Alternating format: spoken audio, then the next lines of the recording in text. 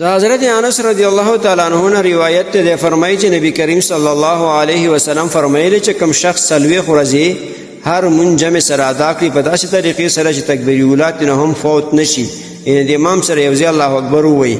نو د عادت تبع الله دو برأت ورکی، یو د جهنم نه د اور نه برأت د الله به د جهنم د اور نه خلاص کی، او دویم برأت بداو کی چې الله به د نفاق نه بری کړي. دې حدیث روایت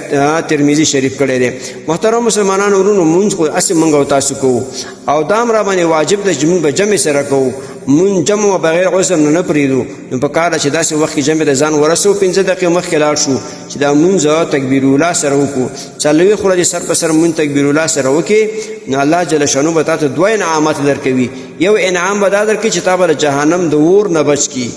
د جهنم د اور نه به حفاظت وکړي، د دوزخ د اور نه به حفاظت وکړي، او دویم دا چې ستاسو به د نفاق نه پاکي، ستاسو کې به الله نفاق نه پیدا کوي، منافقت به زړه کې نه پاک نه پیدا کوي، نفاق زړه به د نفاق نه پاک وي. محترم مسلمانانو ورونو، راځي چې دغه ثواب ځان ته پر حاصل کو. مونږ را باندې فرض دی، مونږ به خامخا جمع سره کوو، بغیر د عذر نه به نه پرېږدو، نو چې را باندې مونږ فرض دی، دین هم خلاصیا نشته، او بیا را باندې واجب ده چې جمع سره به هم کوو، بیا هم خلاصیا نشته. راځي چې د 15 دقیقې وخت جمع ته لاړ شو، جمعه ته لاړ شو، او د امام سره یو ځای جمع سره ودرېږو، او تکبیر اوله سره مونځ وکړو، او دغه دوه انعامات ځان دپاره حاصل کړو.